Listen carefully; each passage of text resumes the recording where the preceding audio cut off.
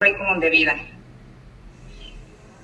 Tiene más de 26 años de experiencia en el ejercicio de la profesión como abogado, asesor jurídico y corredactor de textos legislativos de la transformación institucional y jurídica de Nicaragua. Se graduó de licenciado en Derecho por la Universidad Centroamericana de Nicaragua y realizó sus estudios de posgrado en Derecho Comparado, Criminología, Derecho Constitucional y Ciencias Políticas y Derechos Humanos en universidades de España, Perú y Chile. Doctor honoris causa, múltiple exmagistrado ministro de la Corte Suprema de Justicia de Nicaragua. Profesor e investigador de Derecho Penal del Instituto de Estudio e Investigación Jurídica INEJ, Nicaragua. Miembro de la Red Iberoamericana de Política Criminal. Miembro del Comité Permanente de América Latina para la Prevención del Delito. Miembro del Grupo de Investigadores Reconocidos del Área del Derecho Penal de la Universidad de Valladolid, España. Experto del Instituto Latinoamericano de Naciones Unidas para la Prevención del Delito y Tratamiento del Delincuente, Costa Rica, entre otros honores y reconocimientos. Como se darán cuenta, el ponente de esta tarde es un experto en la materia. Asimismo, doctor Sergio Cuaresma, le hago saber que cuenta con un tiempo de 40 minutos para su exposición y al final de esta conferencia se abrirá un espacio para preguntas y respuestas. Sea usted bienvenido. Le cedo el uso de la voz, doctor Sergio Javier Cuaresma Terán. Muchas gracias y buenas tardes. Primero permítanme reiterar el agradecimiento al Instituto Universitario de Yucatán, en la persona de su señor rector, el doctor Audiel Hipólito Durán, que nos ha permitido conjuntamente con el Instituto de Estudio e Investigación Jurídica poder colaborar a este gran trabajo que el Instituto Universitario de Yucatán viene desarrollando y continúa realizándolo hasta el día de ahora. Igualmente, gracias por tus palabras, querida amiga Excel González, que están más reposadas por el cariño que existe entre la familia González y la familia Cuaresma Terán. Muchísimas gracias por las múltiples atenciones y por las finezas que han dispensado a su servidor. Y a las amigas y amigos que nos están viendo, prometerles que trataré de evitar que me aparezca la luz amarilla y trataremos de finalizar en tiempo, sobre todo porque estoy consciente de que esta es la última conversatorio a lo largo de este cuarto encuentro de forense y pasaremos posteriormente a la clausura. El tema que vamos a conversar el día de hoy, y dado que no hay en el público, no solamente hay abogadas y abogados, sino de múltiples disciplinas, me van a dar permiso los abogados para que pueda conversar de una forma bastante coloquial para poder acceder a la comunicación con el resto del auditorio, habida cuenta de que no todos son abogadas y abogados. El conversatorio está referido o está orientado a la función del derecho de proceso penal y las políticas públicas en materia de seguridad. Al respecto, planteo decir 4 aspectos fundamentales a lo largo de estos minutos. En primer lugar, para hablar de estos temas hay que partir de unos presupuestos. El primero es el siguiente. La reforma a la justicia penal en América Latina. Todas y todos sabemos que a partir de los años 90, hace más de 29 años, América Latina viene experimentando una gran reforma, como le han llamado los académicos del siglo XX, en materia de justicia y particularmente de la justicia penal. Esta gran reforma de la justicia penal está orientada fundamentalmente a la reforma de la justicia penal, y habrá que preguntarnos cuál es su fundamento. para poder ir luego determinando los aspectos ideológicos frente a las políticas públicas en materia de seguridad. Nos encontramos dos fundamentos. La reforma de la justicia penal se emprende, se desarrolla con sus aciertos y con lo perfectible que pueda ser esta en el desarrollo del tiempo. Se fundamenta en materia de derechos humanos. Es decir, se trata que transitar en buena medida de un sistema al otro con la idea de poder reconocer, de poder respetar, tutelar de la mejor forma los derechos humanos, especialmente los derechos fundamentales que tienen las personas en el proceso penal. En el sistema inquisitorial no se permitía o no se garantizaba el celoso reconocimiento y respeto de esta garantía. Entonces hay una transición de un sistema jurídico al otro con el ánimo de fortalecer o reconocer, visibilizar, tutelar, proteger los derechos humanos. No obstante, como hemos dicho en múltiples ocasiones, la fundamentación no solamente está orientada a la protección de los derechos humanos, sino que está orientada también, y por qué no decirlo, para poder comprender otros aspectos que se van a desarrollar a lo largo de esta conversatoria, está fundamentado en el aspecto puramente económico. Puramente económico debido al contexto mundial en el que inicia el proceso de reforma a la justicia penal. Recordarán que por allá, por los años 90, el mundo experimentó cambios radicales y dramáticos. Entre otros, apareció el fenómeno de la globalización, que no es otro que la transferencia o la internacionalización, la transferencia y la acumulación del capital. En ese sentido, pues el mundo, en términos global, la aldea global que le llamaban algún autor, experimenta un proceso de reforma en el ámbito económico orientada fundamentalmente a la economía de mercado y libre, es decir, sin reguladores. Esto es muy importante, no porque lo diga yo, ni mucho menos. Digo que es muy importante destacar este aspecto empírico de la reforma a la justicia penal, porque nos podría permitir comprender la articulación de los intentos de reforma a la justicia penal en América Latina. Entonces, tenemos, por una parte, que la reforma a la justicia penal se realiza basado en la protección de los derechos humanos. En este caso, de los derechos fundamentales de las personas involucradas en el proceso penal. Entiéndase, la pareja penal que le llama el profesor Rumano Mendelssohn, la víctima y el victimario. Por otra parte, la fundamentación es una fundamentación económica, en la medida en que la reforma se experimenta en el marco de una transformación puramente económica denominada globalización, y que no es otra cosa que procesos internacionales de transferencia de capital y acumulación de capital.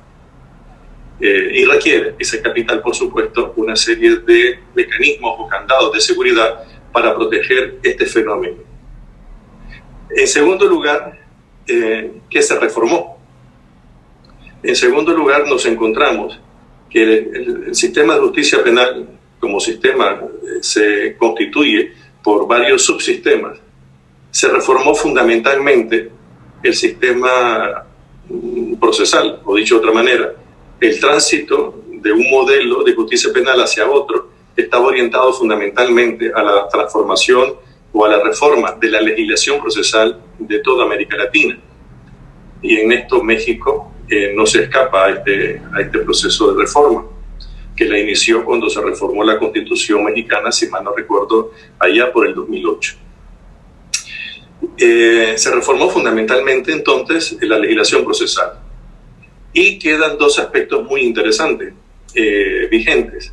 En primer lugar, el legislador latinoamericano, cuando aprobó este proceso de reforma a la justicia penal, especialmente la creación de un nuevo modelo procesal de carácter acusatorio, abandonando el inquisitorial, dejó vivo dos sistemas jurídicos comparados que actualmente pues, se desarrollan, el europeo continental y el sistema jurídico del common law, por una parte, dejó vivo a través de los códigos penales de América Latina y de las legislaciones penitenciarias de América Latina, aunque hubo reformas, pero las reformas estaban orientadas fundamentalmente al mantenimiento de la naturaleza punitiva, que su fuente viene de Europa continental, especialmente de España. Entonces tenemos por una parte que el legislador latinoamericano dejó viva el civil law, es decir, todo aquello que se regula por la ley escrita, y por otra parte, a la hora de injertar, en el mejor sentido de la expresión, el nuevo modelo procesal acusatorio, abandona el modelo procesal civil law para pasar al modelo procesal del common law. Y en nuestros países, en América Latina, quedan vigentes dos sistemas que el tiempo dirá si van a ser capaces de realizarse de manera compatible, o uno tendrá que absorber al otro. Y nos encontramos con la legislación penal sustantiva propio del civil law, es decir, del europeo continental, con el principio de legalidad penal que todos conocemos, que no hay delito, no hay pena sin previa ley. Y por otra parte nos encontramos con el modelo procesal acusatorio de marca anglo-norteamericana, de origen anglo-norteamericana, en donde se abandona el principio de legalidad y los principios comienzan a desarrollarse, o esta legislación debería de articularse a partir de los antecedentes que se van generando en el ámbito jurisprudencial. Entonces tenemos vivos dos sistemas jurídicos, el civil law y el common law. Esto es importante considerarlo por varias razones, y fundamentalmente por la nueva función que se le ha establecido al proceso penal, y especialmente al derecho procesal penal articulado en las legislaciones procesales penales de América Latina. Recordarán ustedes, solamente a guisa de ejemplo, recordarán ustedes que la finalidad del procedimiento de instrucción o el procedimiento inquisitorial del proceso penal estaba orientado fundamentalmente a descubrir si los hechos eran delictivos y determinar quiénes eran los autores y los partícipes de ese hecho. Esa era la finalidad del proceso penal previa a la reforma de los años 90 en América Latina. Sin embargo, ahora nosotros nos trasladamos a la nueva finalidad o a la nueva función, en este caso la nueva finalidad que el legislador latinoamericano le ha impregnado o le ha inyectado a la nueva legislación procesal penal fundamentada en el modelo acusatorio. Y podremos observar dos cosas interesantes. Por una parte, nos encontramos que la finalidad aquella del sistema inquisitorial de descubrir si los hechos eran o no eran constitutivos de delito y determinar quién era o no el responsable, pasa a un segundo plano. Y ahora recobra la importancia, la finalidad orientada fundamentalmente a el mantenimiento o a la restauración de la convivencia, la armonía y la paz social. Es decir, el legislador latinoamericano cambia radicalmente la finalidad del proceso y pasa de ser predominante la finalidad respecto a averiguar si el hecho que se ha cometido es un hecho constitutivo de delito y quiénes son los autores y los partícipes. Eso lo pasa a un segundo plano, y actualmente la mayoría de las legislaciones procesales en América Latina fundamentan la finalidad del proceso en el mantenimiento o la restauración de la convivencia y la paz mínima en nuestras comunidades. Y en muchas ocasiones esta finalidad, o generalmente esta finalidad, está insertada, está integrada en el primer título referido en el capítulo de los principios y las reglas de los procedimientos procesales en América Latina. Y esto tiene un sello ideológico muy importante que se origina por el contexto de la reforma. desde los años 1990. Esto no hay que perderlo de vista desde nuestro criterio, salvo mejor criterio de ustedes. Entonces tenemos ahora, en un segundo punto, la finalidad del proceso, que deja ser un proceso en donde se enfoca fundamentalmente en descubrir si el hecho que se ha cometido es delictivo o no, y si hay autores y hay partícipes, para poder transitar a una finalidad que es tratar de resolver en este caso el conflicto. Esto nos lleva, sin abandonar este segundo punto, esto nos lleva a preguntarnos lo siguiente: el proceso penal no administra expediente. Es decir, el proceso penal no está orientado bajo la racionalidad que implica en este caso la eficiencia procesal o administrativa para resolver los expedientes. O dicho de otra manera, con este nuevo enfoque, el proceso penal deja de administrar expedientes y pasa a administrar conflictos humanos. Y los conflictos humanos deben de resolverse, deben de solucionarse. Es decir, nos encontramos con un proceso penal que está orientado fundamentalmente a una lógica diferente a la anterior, que implicaba la administración de expedientes y físicos.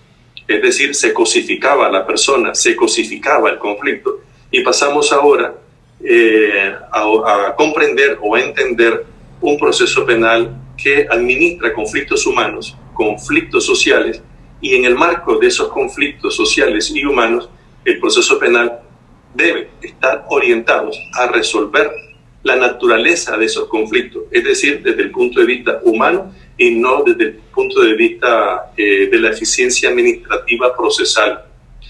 Esto ya implica un posicionamiento ideológico pero muy importante en nuestros estados y en nuestras sociedades.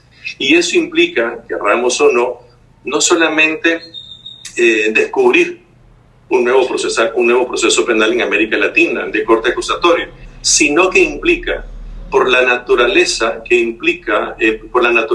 del nuevo proceso penal orientado a una finalidad distinta a la anterior, nos obliga a que las instituciones de nuestros estados, a mi juicio, salvo mejor criterio, a reorganizarse, a reestructurarse a partir y no fuera de esta nueva finalidad del proceso penal.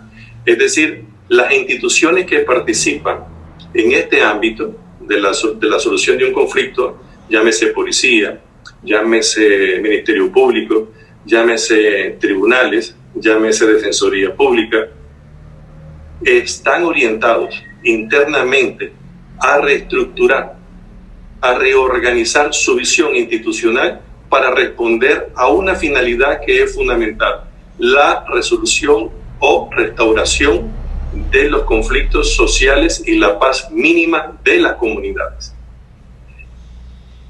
Esa nueva finalidad es una manifestación política de una sociedad que lo que quiere, antes de judicializar los hechos, lo que está dispuesta es a solucionar los hechos, a solucionar los hechos.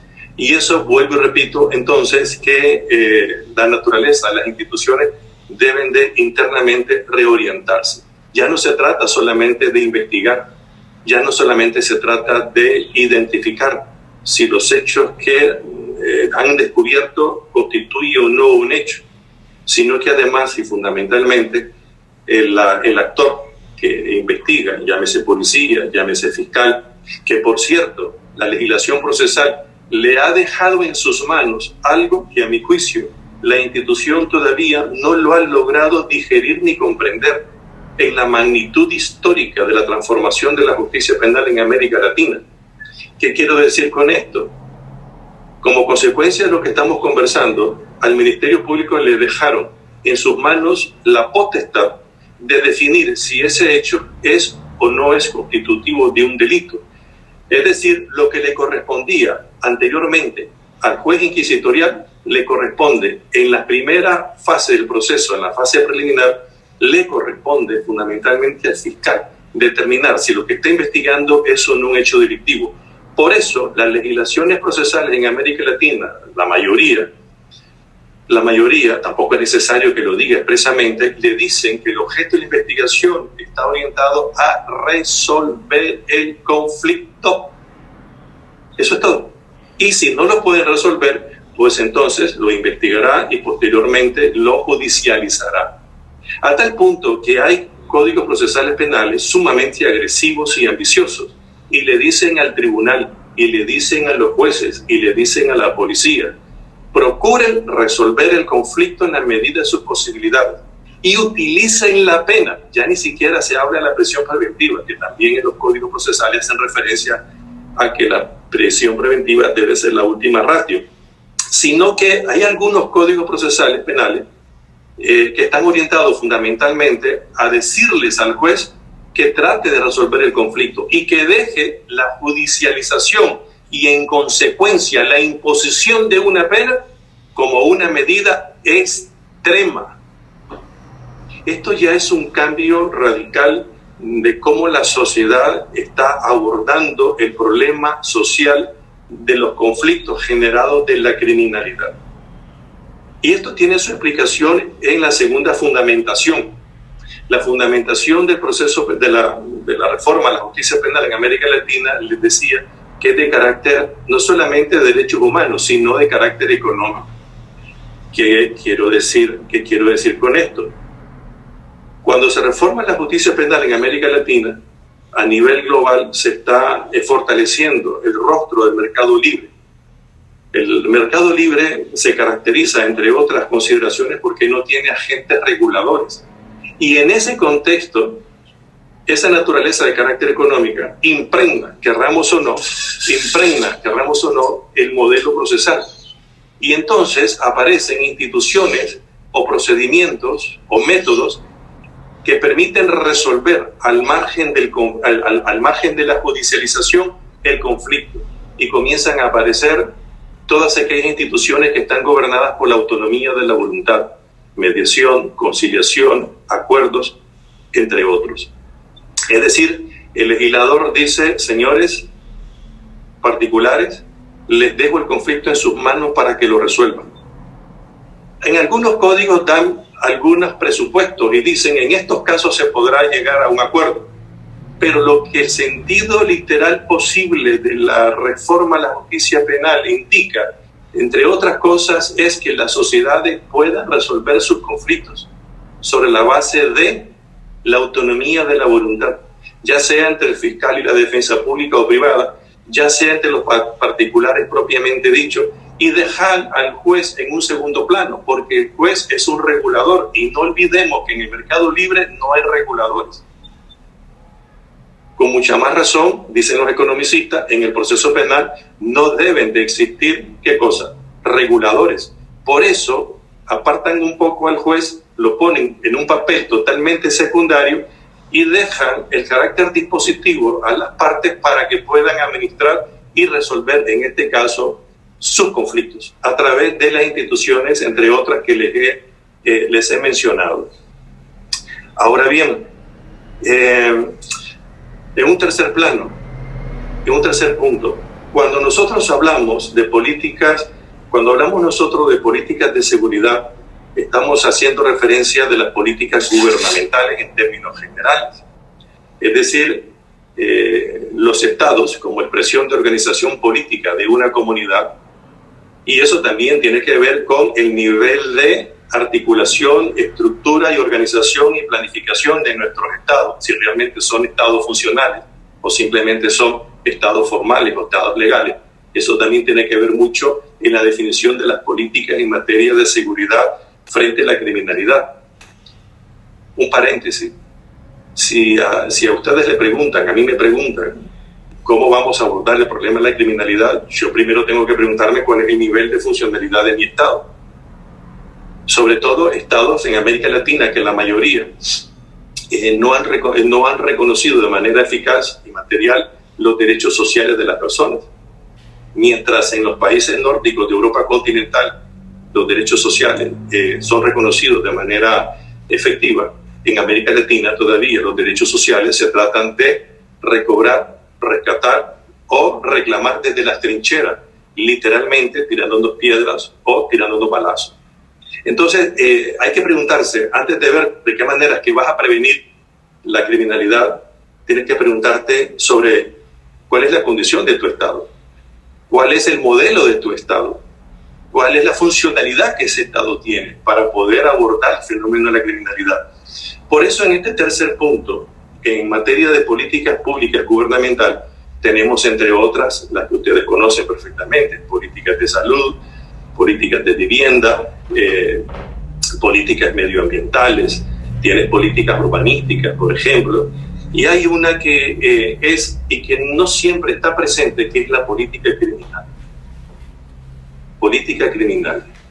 Así, cuando el Estado lo que hace es tomar un punto de la agenda social privado y luego lo transfiere a la agenda política, que no es otra cosa que una política pública, todavía el tema de la criminalidad no ha sido llevado de la mejor manera. En el caso lo hayan hecho, pero mayoritariamente, dicen los criminólogos en América Latina, que la política criminal en América Latina todavía es una asignatura pendiente. Es una asignatura pendiente, tiene que definirse para poder ser compatible con la transformación de la reforma en la justicia penal. Vamos a ver, cuando nosotros hablamos de política criminal, ¿a qué nos estamos refiriendo? Si el Estado por una parte, o la administración pública por una parte, tiene definidas sus políticas gubernamentales orientados a lo que les explicaba: salud, vivienda, vías de comunicación, medicina, etcétera, etcétera, pues entonces la política criminal tiene que, en buena medida, abordar todas estas políticas de carácter público para poder prevenir y controlar la criminalidad. Dicho de otra manera, cuando hablamos de política criminal, estamos hablando, como hace referencia a la doctrina, de las decisiones que una comunidad previamente organizada políticamente va a tratar o va a hacerle frente a lo referido a el tema de el delito, al delincuente, a la víctima y al proceso penal. Eso quiere decir que si tú tienes un proceso penal orientado efectivamente a la resolución de los conflictos, la política criminal, cuando se vincule con el proceso penal, tiene que reconocer, articular y llevar a cabo de manera eficaz y eficiente esa finalidad que está orientada a resolver los conflictos para mantener la convivencia y la paz social mínima, no absoluta, porque si habláramos de lo absoluto, estaríamos frente a la paz de los cementerios y la democracia desaparecería. Entonces, aquí hay dos aspectos muy importantes. Político, que es la definición de cómo el Estado y la sociedad van a aproximarse al fenómeno de la criminalidad para poder prevenirlo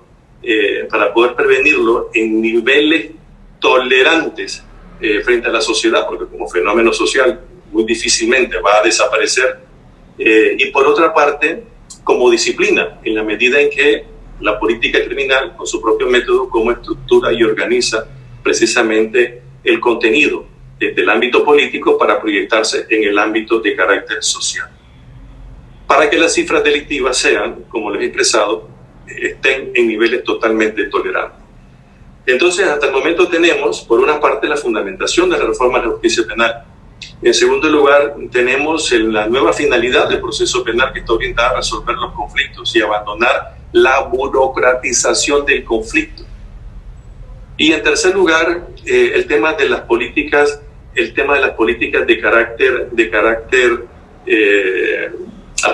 carácter públicas gubernamentales, o las políticas públicas del Estado, en donde es urgente la definición de la política criminal. La política criminal no es otra que satisfacer los derechos sociales de las personas. En América Latina la experiencia es que esto es muy caro y generalmente los estados no invierten.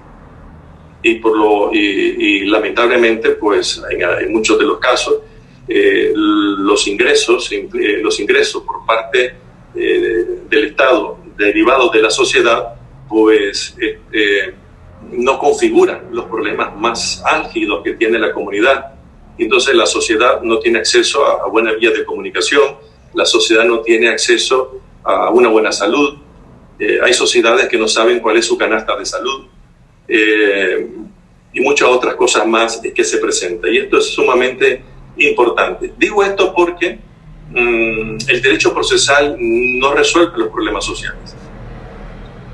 En todo caso, podría ser un medio para poder contener o para poder mantener en buena medida la convivencia y la paz social, estableciendo instituciones o mecanismos para que cuando haya un conflicto encontrarnos o reencontrarnos para solucionar y evitar su judicialización en la medida de lo posible y en aquellos casos que le autorice la legislación procesal penal, que en buena medida son la mayoría de los tipos penales que están en nuestros códigos penales.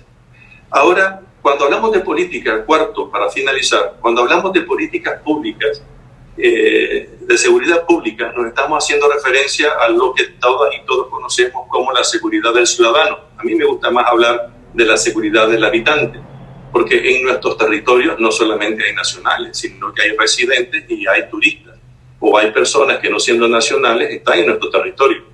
Y estas personas tienen tanto derechos como nosotros a acceder a las políticas de seguridad ciudadana. Pero si hablamos de seguridad ciudadana, lo estamos restringiendo al ámbito de quién es ciudadano. En este caso, me gusta hablar más de seguridad del habitante. Ese es un concepto ya bastante acuñado desde hace muchos años atrás. Y nos hacemos la pregunta, ¿cuál es la finalidad?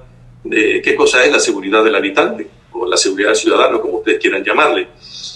Por una parte, es el derecho que tiene la persona de estar protegida de la comisión de un hecho delictivo. Sin embargo, esa es una visión restrictiva, esa es una visión sumamente pequeña, no es una visión que nos permite ver todo el bosque, sino que eso es el árbol que nos tapa el bosque. Si nosotros definimos la seguridad ciudadana o la seguridad del habitante como no ser objeto del delito, lo que estamos es empobreciendo la capacidad de respuesta del Estado y la sociedad frente al tema de la criminalidad.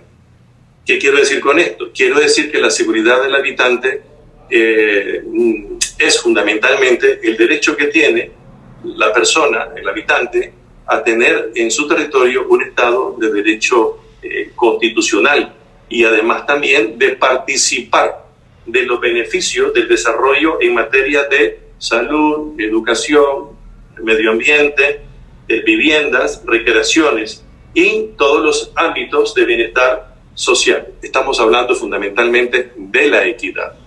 Y aquí hay un punto muy importante para finalizar, me quedan 6 minutos para finalizar.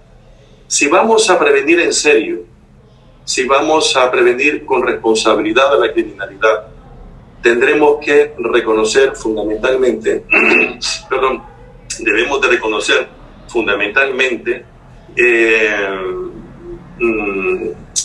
uno de los factores muy importantes de la génesis de la criminalidad. Les pongo un ejemplo, la criminalidad contra la propiedad. En una ocasión, en un país determinado, me habían invitado para conversar sobre estos temas y se me acerca un funcionario de uno de los órganos del Estado y me dice: oiga, profesor, aquí tenemos un serio problema de criminalidad contra la propiedad, entiéndase, hurtos, robos, etc. ¿Cómo podríamos hacerlo para poder solucionar este problema? Obviamente que yo, en lo personal, no tengo la vara mágica. Yo simplemente, mi reacción fue una reacción lógica y le dije: ¿han investigado ustedes cómo está la distribución de los ingresos en su sociedad? Y me pregunta el funcionario: ¿y eso qué tiene que ver? Y entonces le comentaba al funcionario y le decía, antes de subir al estrado para hablar de estos temas, y le decía: se ha demostrado hartamente que hay una relación directa entre el incremento de la criminalidad de la propiedad, por ejemplo, respecto a el incremento o la disminución de los ingresos per cápita en una sociedad. Cuanto menos ingresos tenga una sociedad en materia de distribución, es decir, de equidad social, en esa comunidad van a haber mayoría de criminalidad contra la propiedad. En una sociedad en donde el ingreso es producto de una distribución equitativa, en esa sociedad no va a haber las tasas delictivas como lo hay en otros países, como en el caso de América Latina y especialmente en Centroamérica, por ejemplo. No es que las personas pobres o empobrecidas por la corrupción, por ejemplo, sean ladronas, de ninguna manera. La lógica y el análisis es al revés. En la medida en que una familia no tenga ingresos, en esa medida la familia, al satisfacer su primera necesidad básica del ser humano, que es la alimentación, no lo logre hacer, pues entonces comienza a engrosar los datos estadísticos de la criminalidad contra la propiedad. Quiere entonces una sociedad en donde no haya, por ejemplo, criminalidad o sean cifras tolerables, pues entonces distribuya equitativamente el ingreso en esa sociedad. La falta de equidad, por lo tanto, la falta de equidad en la distribución de los ingresos, sin duda alguna, pues genera también los incrementos de la criminalidad contra la propiedad. Por ejemplo, solo quiero poner esto, faltan 2 minutos, solo quiero poner esto nada más como una propuesta de debate y de reflexión. Entonces tenemos, por una parte, la fundamentación de la reforma a la justicia penal. En segundo lugar, estamos orientados a tratar de averiguar cuál es la finalidad del proceso. En tercer lugar, la construcción de una política criminal que como sociedad nos permita dirigirnos al fenómeno de la criminalidad con mucha sensatez. Por ejemplo, la investigación científica debe ser parte de la política criminal, porque para tomar decisiones, las autoridades deben de tomarlas sobre la base de información empírica contrastable, muy seria, como este tipo de encuentros de forenses, por ejemplo. Y por último, nos encontramos el tema de la fundamentación de las políticas en materia de seguridad del habitante, en donde la persona no solamente tiene el derecho a no ser objeto de un delito, sino que además tiene derecho a tener un Estado constitucional, un Estado de derecho constitucional. Pero todo esto, y para finalizar, todo esto pasa fundamentalmente por el nivel de organización política de una sociedad. Entiéndase el nivel de organización de un Estado y su capacidad funcional para darle respuesta a los problemas sociales, sobre todo en un contexto histórico en donde la globalización como fenómeno de acumulación de capital, que el capital está en pocas manos, en América Latina no pasa del 2% y el 98% estamos sometidos a condiciones de pobreza o empobrecimiento, las tensiones sociales van a ser grandes, van a ser totalmente graves en esa sociedad. Y por eso la reforma de la justicia penal creó los mecanismos alternos para la resolución del conflicto, porque el capital se percató que a mediano y largo plazo los conflictos sociales en América Latina iban a crecer. Y entonces le han dicho al ciudadano, a la persona, oiga, resuelva sus conflictos usted mismo, porque no hay capacidad para que el Estado lo resuelva. Esto implica que los ministerios, por ejemplo, que tienen que ver con las políticas de seguridad, tienen que definir internamente qué van a judicializar y qué no, qué van a investigar y qué no van a investigar. Los ministerios públicos tienen que generar directrices internas para saber cuáles son aquellos hechos que deben de resolver a través de los mecanismos alternos de la resolución de los conflictos y cuáles aquellos hechos excepcionalmente graves, gravosos, deben de judicializarse. Entonces, un análisis donde tenga todos estos factores de manera conjunta nos permitiría, con mucha sensatez, con mucha seriedad, pues tratar de resolver los conflictos sociales en la medida en que nos han dejado ese espacio. Porque los problemas producto de estos fenómenos de acumulación de capital en América Latina se están acumulando de tal naturaleza que la criminalidad está creciendo exponencialmente de una manera vertiginosa. Y por eso nos han dejado abierta la posibilidad de resolver estos conflictos. Agrade o no agrade, no quiero tratar sobre esos temas. Lo que quiero transmitir es: aprovechemos todos esos mecanismos que de alguna manera nos permiten resolver estos conflictos, porque son derivados de la iniquidad, de la desigualdad social y de la desigualdad de distribución. ¿Cómo no va a ser desigual en América Latina que el 2% tenga el capital en manos y el 98% esté sumido en el empobrecimiento? Algo tenemos que hacer, y en buena medida hay que ser creativo para que dentro de nuestras políticas criminales, como expresión de políticas públicas, poder incorporar la solución de los problemas, sabiendo que en buena medida son resultados y producto de la ausencia de una responsable distribución del ingreso en una sociedad que no es equitativa. Cualquier pregunta, consideración, reflexión en voz alta que deseen hacer, siempre que Excel lo permita, estoy para servirle. Y reiterar el agradecimiento al Instituto Universitario de Yucatán por permitirme estar con ustedes en este momento. Excel. Excelente, y gracias, doctor Sergio Cuaresma, por sus importantes aportaciones que nos acaba de disertar. Y si me lo permite, solo quiero destacar un punto muy importante e interesante. Usted mencionó la importancia en estos tiempos de lo que significa la globalización para transformar el sistema de justicia penal, y en especial la transición de un modelo procesal que no consideraba en su plenitud a los derechos humanos, y que derivado de esa transformación ahora podemos descubrir elementos y técnicas más precisas para lograr radicalmente la paz social, precisamente en una armonía entre el Estado y sus habitantes, a través de la solución de conflictos efectiva, pero con un sentido esencialmente humano.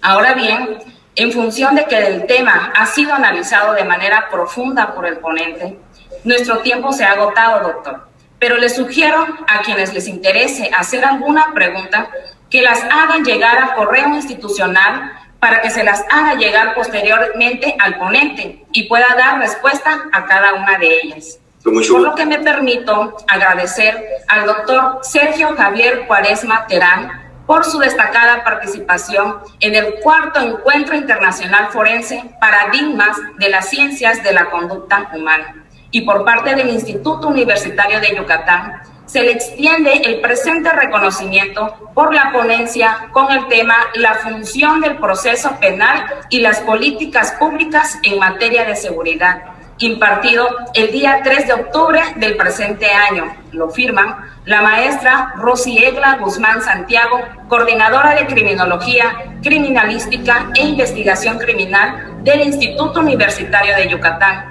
doctor Víctor Rodríguez Recha, presidente del IRESOP, y el doctor Audiel Hipólito Durán, rector del Instituto Universitario de Yucatán. Reconocimiento que de manera virtual se le hará llegar por su correo electrónico.